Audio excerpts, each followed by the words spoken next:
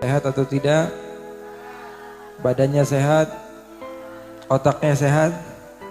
Kantongnya sehat? Alhamdulillah. Alhamdulillah. Masih kuat di sini, masih kuat? Lapar nggak? Lapar. Pulang lapar mah. Lapar? Sini orang Sunda apa orang Betawi sini? Hah? Campur aduk. Betawi ya? Masih kuat? Sampai pagi? Duduk di sini sampai pagi kuat? Silahkan duduk sampai pagi di sini. Saya mau pulang. Insya Allah mudah-mudahan masih semangat. Masih jomblo? Masih semangat sekali masih jomblonya. Alhamdulillah. Pertama-tama yang saya ingin sampaikan, kedatangan saya ke tempat ini karena menunjukkan bahwa saya cinta kepada Sahibul Bait, kepada Al-Wataniyah, kepada Majelis Ta'lim, khususnya kepada saudara saya Al-Habib Ja'far bin Abdullah. Mudah-mudahan Allah Subhanahu wa taala catat ini sebagai amal kita untuk menempuh surganya Allah Subhanahu wa taala. Ikhwani, akhwati yang dimuliakan oleh Allah Subhanahu wa taala, jauh-jauh saya datang dari Garut. Tahu Garut? Sebelahnya Singapura. Singaparna ya, bukan Singapura. Jauh-jauh kita datang ke tempat ini, dan sebentar lagi saya juga ada majelis di daerah Cikarang, hanya sekedar ya, untuk mendukung bahwa sesungguhnya majelis-majelis ini adalah majelis yang baik, majelis yang suci, majelis yang bersih. Mudah-mudahan Allah Subhanahu wa taala berikan istiqamah kepada kita. Dan Allah Subhanahu wa taala tidak bubarkan kita dari majlis ini kecuali menjadi orang-orang yang akan mendapatkan husnul khatimah. Jadi saya mengajak kalian untuk mentadabburi ayat-ayat Al-Qur'an, mentadabburi hadis-hadis baginda Rasul sallallahu alaihi wasallam. Untuk apa? Hidup di usia yang panjang tapi akhir daripada usia tersebut wafat dalam keadaan su'ul khatimah. Betul atau tidak? Dari pertama lahir, dari baligh sampai sekarang lempeng jadi orang soleh. Tapi sebelum meninggal, Allah Subhanahu wa ta'ala jadikan dia termasuk orang-orang yang lalai akan perintah Allah, jauh dari perintah Allah, melakukan segala maksiat yang dilarang oleh Allah, sehingga dia wafat dalam keadaan su'ul khatimah. Untuk apa? Maka dari itu saya berharap kepada Allah, pulang dari majlis-majlis seperti ini berdoa, berharap kepada Allah semoga Allah berikan husnul khatimah. Karena Rasul sallallahu alaihi wasallam senantiasa bersabda dan mengatakan, "Ma bainahu wa bainal jannati illa dhira', fayasbiqu alaihi alkitab fayamalu bi'amali ahli an-nar fayadkhuluha." Kata Nabi Muhammad, sebagian makhluk manusia tidaklah ada batas antara dia dengan syurga kecuali satu jengkal saja. Sudah tinggal masuk syurga, tapi Allah inginkan dia menjadi ahli neraka, maka dia pun mengamalkan amalia ahli neraka, lalu dia masuk neraka. Na'udzubillah min dzalik. Banyak gak orang yang nampak seperti orang soleh, tapi di akhir hayatnya dia malah banyak maksiatnya? Ada atau tidak? Ada. Sebaliknya juga ada orang yang selalu bermaksiat kepada Allah Subhanahu wa taala, tapi di akhir hayatnya Allah inginkan kebaikan kepada mereka, maka wafatnya dalam keadaan husnul khatimah. Jadi pesan saya, bawa pulang, minta terus sama Allah semoga diberikan husnul khatimah, karena usia kita nggak panjang. Usia kita ini maksimal 60 tahun, 70 tahun. Kata Rasulullah, a'maru ummati ma baina 60 atau 70. Umur usia umatku itu antara 60 tahun atau 70 tahun. Kecuali kalau Allah berikan keberkahan. Usia 60 tahun tapi amal ibadahnya banyak. Imam Suyuti usianya hanya sekitar 60 tahun tapi kitab karangannya kalau dihitung, setiap hari beliau menulis satu buku, maka satu buku ataupun satu safhah daripada bukunya, maka kitabnya lebih tua dari usianya. Itu namanya berkah. Waktu yang singkat tapi amal yang banyak. Wah Habib, saya emang gak percaya sama berkah. Ini saya kasih contoh yang gampang bagi kalian semua, yang masuk akal. Kalau waktu itu ada yang berkah, ada yang gak berkah. Kalau 4 orang di hadapan saya bilang, Ini 4 orang, ada si A, si B, si C, sama si D. Si A saya katakan ada 30 menit untuk kamu pegang handphone, main handphone. 30 menit saja. Yang satu lagi saya bilang kamu baca Quran 30 menit. Yang satu lagi saya bilang kamu baca zikir, jangan kemana-mana, di masjid saja selama 30 menit. Yang satu lagi suruh main PUBG 30 menit. Yang satu lagi saya bilang kamu boleh shopping, masuk ke mall, tapi waktunya 30 menit. Yang satu lagi disuruh apa? Disuruh berjalan, tiba-tiba di jalan dia menemukan apa?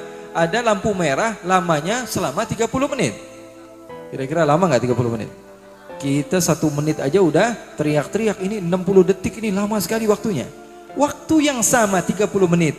Tapi kalau kita berikan kepada orang yang berbeda-beda, yang satu disuruh main game 30 menit, sebentar banget. Betul atau tidak? Disuruh masuk bioskop tapi diwaktukan 30 menit, nggak boleh lebih. Kira-kira lama nggak? Sebentar sekali. Sementara filmnya mungkin 2 jam atau 3 jam. Kamu berikan kepada saya waktu cuma 30 menit. Tapi coba kalau disuruh baca zikir, kamu jangan kemana-mana, baca Quran 30 menit. Kira-kira lama atau sebentar? Kayaknya lama banget. Ini kiainya ada 10, satu kiai ngomong 30 menit. Kira-kira lama nggak? Lama. Artinya nggak ada berkahnya. Waktu itu berbeda-beda. Berbeda bagi setiap orang yang ada di hadapan Anda. Yang satu disuruh masuk mall 30 menit, yang satu disuruh baca Quran 30 menit, maka waktu 30 menit itu akan terasa berbeda. Dia belum parkir aja udah 30 menit dia bilang. Tapi bagi yang baca Quran dia sudah bisa dapat banyak. Zikir sudah bisa dapat banyak, 30 menit itu waktu yang lama bagi mereka. Maka berkah itu ada. Minta sama Allah husnul khatimah. Itu poin yang pertama yang saya ingin sampaikan kepada antum semua. Jangan sampai kita pulang dari majlis ini kita tidak dapatkan husnul khatimah. Minta sama Allah apa? Husnul khatimah. Selalu baca ya Allah biha, ya Allah biha, ya Allah bihusnil khatimah. Itu doa yang bagus, doa yang baik. Minta sama Allah jangan tanggung-tanggung. Minta sekalian, ya Allah saya pengen surga yang tinggi ya Allah. Saya pengen Firdausul A'la ya Allah. Saya duduk langsung berhadapan dengan Rasulullah ya Allah. Jangan tanggung-tanggung minta sama Allah. Innallaha yuhibbul mulihina fid du'a, kata Rasulullah. Allah paling suka kalau hambanya maksa kalau berdoa. Minta sama Allah. Paksa. Minta sama Allah Subhanahu wa taala. Karena manusia kalau kamu minta sekali, 2 kali dikasih, 3 kali dikasih tonjokan. Minta terus ini orang enggak mau kerja. Tapi Allah justru kebalikannya. Kalau coba kamu sekali tidak minta sama Allah, tinggalkan salat, tinggalkan wirid, tinggalkan zikir, tinggalkan doa, Allah malah marah. Kebalikannya. Manusia kalau selalu diminta, manusia marah.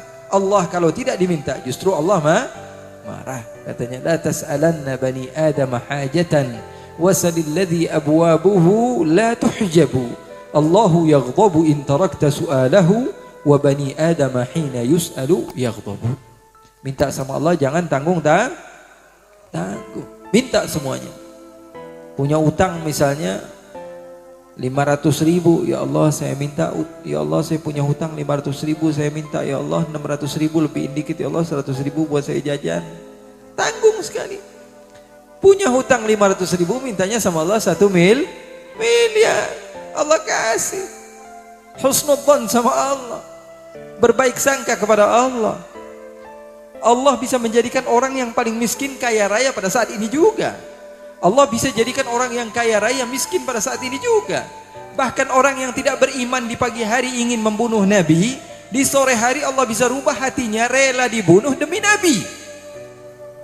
Sayyidina Umar bin Khattab, bukan hanya harta, hati. Hati bisa dibolak-balikkan oleh Allah Subhanahu wa taala. Makanya minta sama Allah Subhanahu wa taala jangan tanggung. Minta sama Allah yang besar. Sahabat Nabi mengajarkan, ada sahabat Nabi namanya Abu Hurairah. Siapa namanya? Abu Hurairah ini nama aslinya Abdu Ghanam. Abdu Ghanam. Abdu itu dalam bahasa Arab artinya hamba. Ghanam itu artinya kambing. Berarti hambanya kambing. Nama orang Arab zaman dulu aneh-aneh. Sama kayak nama-nama kita. Sebagian orang-orang tua kita zaman dulu namanya terkadang atau nama panggilnya lakopnya aneh. Orang sahabat Nabi aja namanya aneh. Ada namanya kandang ya orang-orang kita, namanya apa lagi? Kampret, macam-macam. Namanya nganyang lah, namanya kandang, namanya kebo, panggilannya macam-macam. Orang Arab begitu juga zaman dulu. Makanya Rasulullah SAW berpesan, innakum tud'auna yaumal qiyamati bi asma'ikum wa asma'i abaikum fahassinu asma'akum. Kata Rasulullah, nanti di hari kiamat kalian ini akan dipanggil dengan nama-nama kalian dan nama orang tua kalian. Perbagusi nama kalian. Jadi ini pesan dari Rasulullah. Dia bilang, wah nama mah nggak ngaruh. Yang penting amalnya soleh. Nama ngaruh. Nama beri pengaruh. Karena nama itu doa. Kamu dipanggil, misalnya namanya keren, namanya Ali misalnya. Kan keren tuh. Artinya tinggi. Didoakan setiap orang yang manggil. Semoga engkau derajatnya semakin tinggi. Semoga engkau derajatnya semakin tinggi. Kan didoain. Nikmat atau tidak? Nikmat. Maka pesan saya, kalau kalian punya anak, punya buah hati, namakan dengan nama-nama yang bagus, nama-nama yang sesuai dengan Al-Quran dan Sunnah baginda Nabi besar Muhammad sallallahu alaihi wasallam. Sahabat Nabi Abu Hurairah, nama aslinya Abdu Ghanam. Abdu Ghanam. Kemudian Rasul sallallahu alaihi wasallam merubah namanya menjadi Abdurrahman. Menjadi Abdurrahman bin Sakhr al-Yamani ad-Dawsi.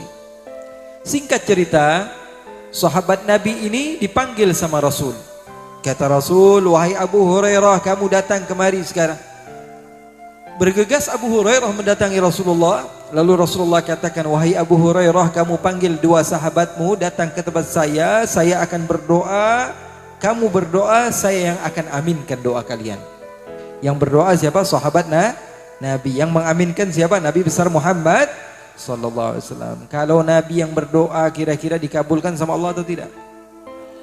Kalau yang mengaminkan doa kalian adalah Nabi Muhammad, kira-kira dikabulkan sama Allah atau tidak? Kata Allah, wala saufa yu'tika rabbuka fatarda. Selagi Muhammad meminta, pasti Allah akan berikan. Kata Nabi Muhammad, wahai Abu Hurairah, kamu panggil dua sahabat kamu berdoa dan saya yang akan mengaminkan. Bergegas Abu Hurairah panggil dua sahabatnya. Ayo kita dapat bonus dari Rasulullah. Rasulullah akan mengaminkan doa kita. Kira-kira kalau misalnya kita mendapat tawaran untuk berdoa dan diyakini doa kita pasti dikabulkan oleh Allah, kita mikir-mikir nggak? Wah, doa apa nih yang kira-kiranya mau saya doakan? Ini pasti diijabah sama Allah. Kawin lagi. Ini jomblo ya. Kampret loh ya.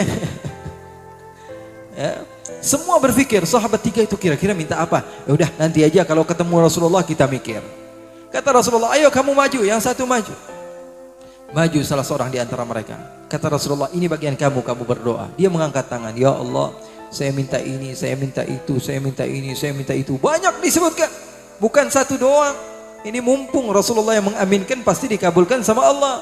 Maka dia doa lama, Rasulullah tunggu. Udah belum? Belum ya Rasulullah, masih ada lagi. Minta semuanya. Semuanya diminta. Ini kesempatan. Rasulullah SAW datang, kemudian mengaminkan. Ini kesempatan. Maka dia berdoa dengan lama. Kata Rasulullah, sudah belum ya Rasulullah, masih ada lagi. Ya sudah, teruskan. Diteruskan sama dia, Allahumma ini, Allahumma itu. Semua dia minta sama Allah subhanahu wa ta'ala. Kemudian dia katakan, sudah ya Rasulullah. Kata Rasulullah, amin. Kemudian yang kedua, kamu juga sekarang berdoa. Ternyata yang kedua doanya lebih lama daripada yang pertama. Kata Rasulullah, sudah belum ya Rasulullah, masih ada permintaan saya ya Rasulullah. Diminta semua, minta rumah, minta mobil, minta iPhone yang terbaru, minta semua. Semuanya dia minta sama Allah subhanahu wa ta'ala. Kata Rasulullah, sudah masih ada lagi ya Rasulullah. Terusin kata Rasulullah, mumpung. Dia pun berdoa. Setelah beberapa lama dia katakan kepada Rasul, sudah ya Rasulullah. Rasulullah mengangkat tangan dan mengatakan amin. Sekarang giliran kamu Abu Hurairah. Maka Abu Hurairah maju, lalu berdoa kepada Allah dengan suara yang lebih dikeraskan dan mengatakan, ya Allah, saya meminta kepadamu apa yang telah diminta oleh kedua sahabatku. Seru nggak jadi Abu Hurairah? Pinter nggak kira-kira? Waktu yang lama, setiap orang menghadirkan apa yang ada dalam fikirannya untuk berdoa. Abu Hurairah hanya mengatakan apa? Ya Allah, aku meminta kepadamu apa yang telah diminta oleh kedua sahabatku. lebih baik dari yang pertama, lebih baik dari yang kedua, bahkan penggabungan antara kedua-duanya. Lalu beliau katakan, ya Allah, aku meminta kepadamu apa yang telah diminta oleh kedua sahabatku, dan berikanlah kepadaku pemahaman di dalam ilmu dan kemudahan di dalam belajar. Kalau digabungkan dua orang itu sama permintaan Abu Hurairah jauh lebih banyak, tapi waktunya nggak nyampe 1 menit. Itu namanya apa namanya? Pinter, cerdas, otaknya dipakai. Karena sebagian orang mengira bahwa sesungguhnya hasil itu bisa didapati dengan waktu yang banyak. Sebagian orang mengira hasil itu bisa didapatkan dengan apa? Kerja yang banyak. Tidak. Ada nggak orang yang kerja dari jam 8 pagi sampai jam 5 sore, kerja dengan semangat, yang dia hasilkan dalam sebulan hanya 1 juta? Ada atau tidak? Ada nggak yang kerja dari jam 8 pagi sampai jam 12 siang saja, tapi yang dia hasilkan 3 juta? Lebih banyak. Ada nggak yang kerja keluarnya jam 10 pagi, jam 12 sudah pulang, hasilnya 10 juta 1 bulan? Ada nggak yang datang ke kantor cuma tanda tangan doang, masuk ke rekening dia 1 miliar? Ada atau tidak? Tidak perlu waktu, tidak perlu kerja keras, akan tapi bagaimana kamu melakukan salah satu daripada amaliyah tersebut. Begitu juga ibadah. Ibadah sebagian orang sholat isya dia 8 rakaat. Ditanya kenapa kok banyak banget sholat isya 8 rakaat? Dia bilang biar pahalanya lebih besar. Nah, ini namanya bahlul, tahu bahlul? Kalau kata orang Sunda, beleguk, tahu beleguk? Bodoh. Sholat isya dia bilang yang penting amalnya lebih banyak, maka pahalanya lebih banyak. Tidak. Agama Islam tidak main banyak-banyakan, tapi bagaimana caranya kamu bisa ikut kepada Allah Subhanahu wa taala. Intinya ikhwani, akhwati yang dimuliakan oleh Allah, poin pertama adalah supaya dicontoh. Saya datang ke tempat ini hanya untuk menunjukkan bukti bahwa sungguhnya saya cinta kepada antum semua, dan insya Allah ini awal daripada silaturahmi kita, dan insya Allah Allah berikan di waktu yang lebih baik lagi. Itu yang pertama. Yang kedua, banyak-banyak minta sama Allah husnul khatimah. Karena kita takut banget sekarang mungkin kita soleh, tapi di akhir hayat kita mungkin kita menjadi orang yang jauh daripada Allah. Mau ngandalin ibadah, setan lebih banyak ibadahnya dari kita. Mau ngandalin ilmu, ada seorang bernama Bal'am bin Ba'ura lebih hebat dari kita, tapi matinya su'ul khatimah. Mau ngandalin berkah, Abu Jahal lebih banyak berkahnya dari kita. Rumahnya nempel sama rumah Nabi. Kita mah yang kita banggain cuman kiai, habib, itu saja. Ini Abu Lahab rumahnya nempel sama Nabi, tapi ada berkahnya atau tidak? Tidak ada berkahnya. Maka apa? Pesan saya banyak-banyak minta sama Allah husnul khatimah. Yang terakhir, minta sama Allah jangan nanggung-nanggung. Minta sama Allah jangan nanggung-nanggung. Sebelum saya sudahi, mudah-mudahan ini menjadi pesan untuk kita semua. Tolong kalau hadir di majelis-majelis seperti ini, pulang bawa ilmu. Walaupun sedikit nggak banyak, wah yang penting tadi saya dengar dari ustadz, dari kiai, dari habib, beberapa ilmu saya ambil poin yang paling penting saya bawa ke rumah. Nah itu bikin bangga, bikin bahagia panitia. Karena apa? Apa yang mereka usahakan mendapatkan hasil, membuahkan hasil. Pulang bawa ilmu. Pulang bukan sekedar bawa berkah dan berkat doang, bukan. Tapi yang terpenting daripada majlis ta'lim, majlis ilmu adalah kita pulang bawa ilmu. Jangan kebanyakan juga, error nanti otaknya.